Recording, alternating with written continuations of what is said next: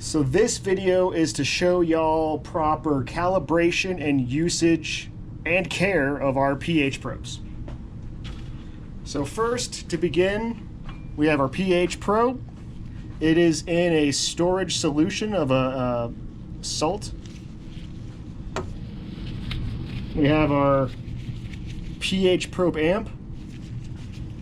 We got a Vernier over here. And of course we got our fancy USB cables that connect them. So first thing you'll want to do when you grab all your equipment is take this amp, you connect it here. This is what they call a BNC connector. You just put it in and you twist this ring, bam, it's on. Now, to remove the solution, you'll want to, in one hand, hold the bottle because you do not want to spill this solution. You'll untwist this just like any other, screw cap.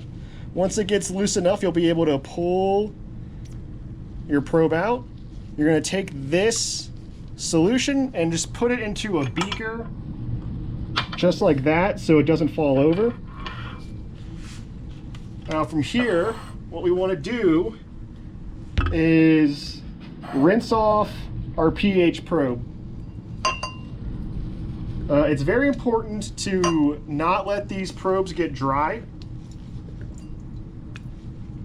And once you've given it a decent rinse, get all that solution off of there, storage solution, you're going to take a chem wipe and you're going to dab. Not rub, but dab. So if you rub the probe, you're going to build up static electricity, especially on the tip, and that's going to interfere with how the probe works. There's a great explanation in your lab manual about that. I believe it's lab 6, page 9. And then once it's dried off, you can take a flask and take our USB cable, attach it in the top. We'll put that back in our storage DI. We're going to come over to our LabQuest, plug it in, turn it on. As always, it's best practice to plug your equipment into the Vernier before you turn it on. That helps ensure that it's going to actually read it when it comes on. Get our storage solution out of the way. You want to keep that thing safe. So first things first, we go over here, we click on pH, we do calibrate. What we're going to do is a 3-point calibration. As always, these things are hard to use with gloves on.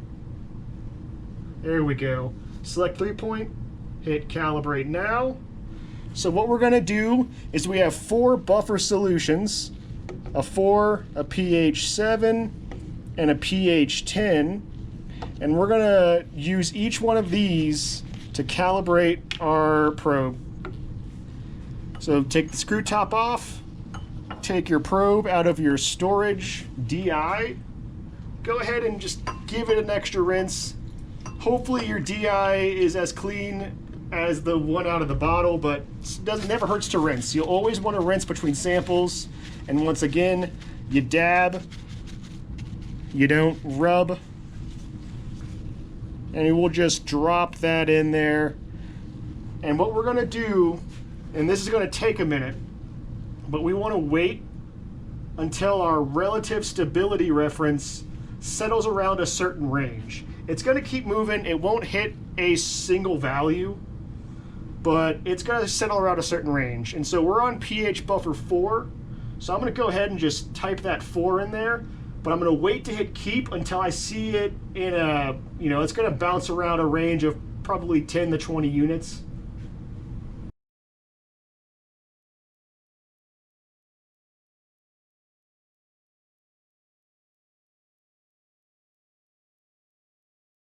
All right, I feel pretty good. I don't think we're going to get much lower or higher than this, so I'm going to hit keep. If it'll let me. There we go.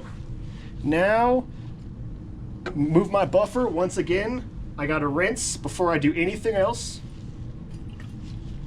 And really get it in there. There's a lot of nooks and crannies to this thing. And always, as once again, always dab, never wipe, always dab. So we're going to do our solutions in order. So we're doing 7 next. I'm going to put this in my little storage flask. That's why I have it. I don't have to hold it all the time.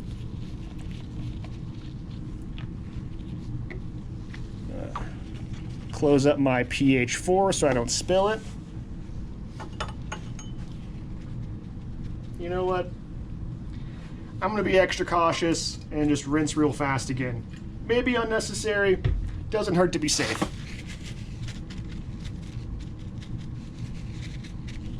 Okay.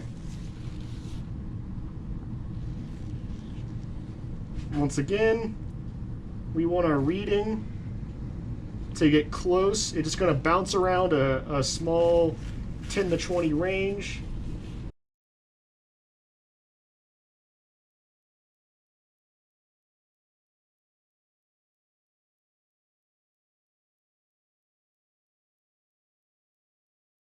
I think we're settling into a nice tight range, so I'm going to hit keep once again. And now we're ready for our third value.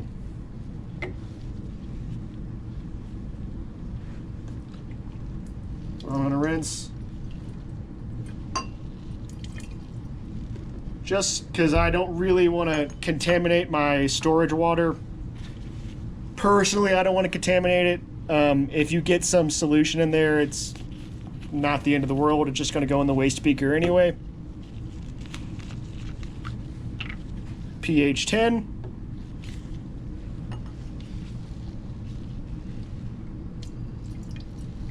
One final rinse.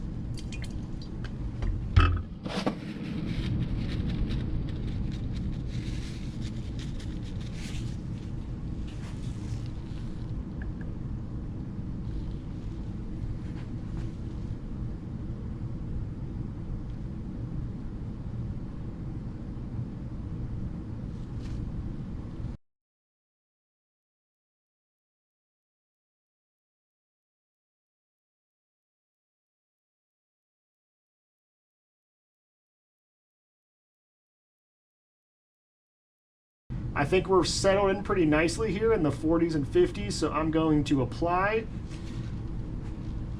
And look at that. We're a little above 10. You know, maybe my calibration wasn't too great. Ideally, you'll be much closer to 10. Oh, maybe I spoke too soon. We're dropping a little bit. 10.03, that's not bad. I'm going to go ahead and continue. When you're doing this, you might want to try and get a little tighter, but that's really not bad at all. These instruments have some drift, you know. They're not going to be exactly perfect, but this is that's real close. Once again, dabbing, no wiping. I'm going to put it in my storage flask. Now we're ready to start sampling. So we got some vinegar and some baking soda. Oh, should put my cap back on my buffer solution so I don't spill it. I'm going to start with, let's start with the vinegar.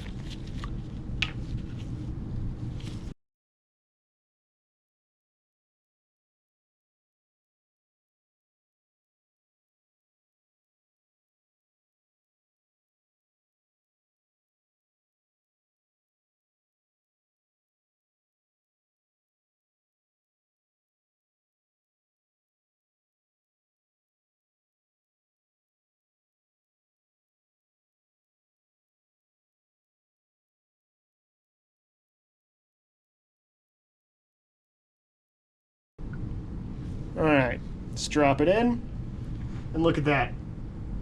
You're gonna wait for this to settle into around a pretty tight grouping. It'll probably continuously bounce around a couple hundredths of a pH. But once you think it's bottomed out or peaked, go ahead and record that in your lab notebook.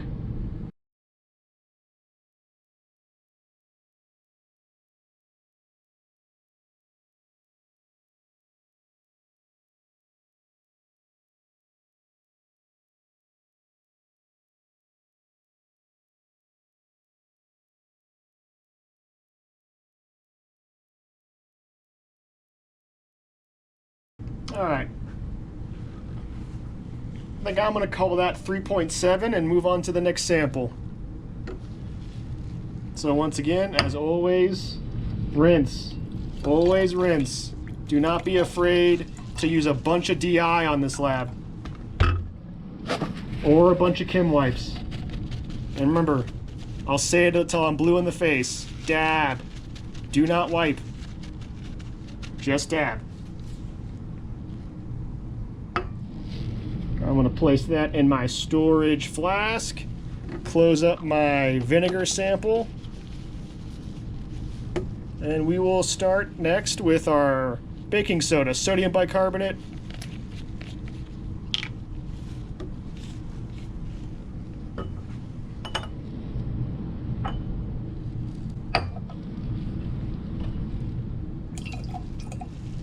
If you don't contaminate your storage DI, you probably don't need to rinse after taking it out. You will need to dry, but you can probably skip rinsing. I just like to be extra cautious and just rinse, rinse, rinse all the time.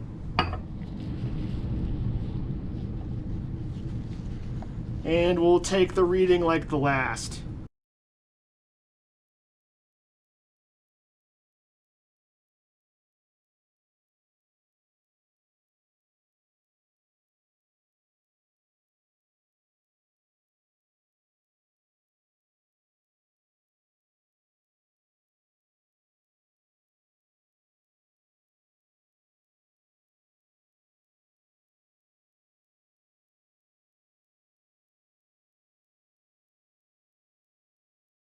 But yeah, I'm going to go ahead and call it good here. I don't feel like holding this any longer. In lab, you're going to want to go until it settles in for sure. So I'm going to go ahead, though, and call that sample good at 8.7. 8.69, I think it might have been. Rinse off.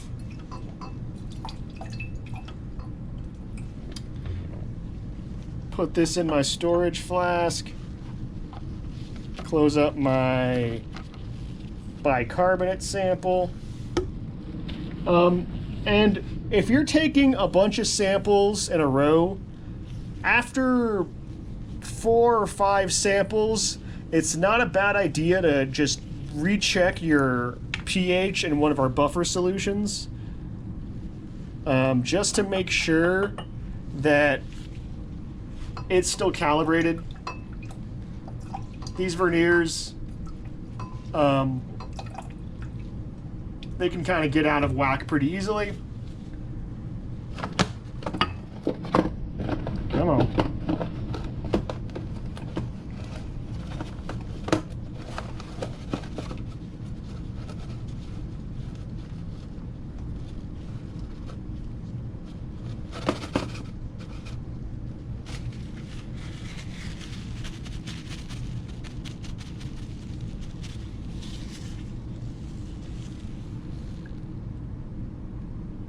And I did the pH 10 buffer.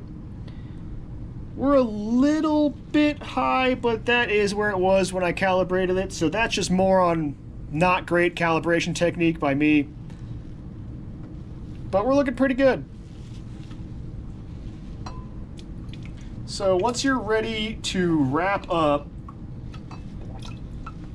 breaking down is just setting up but in reverse, right?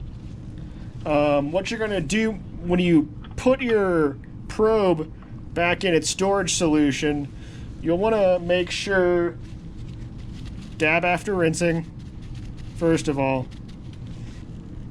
So you're going to want to make sure you screw this cap back down. Nice and tight. And then you're ready to disconnect all your stuff, and it should stand well on its own, but it's okay to put it back into its little beaker here just to make sure you don't spill it. And you're good to go.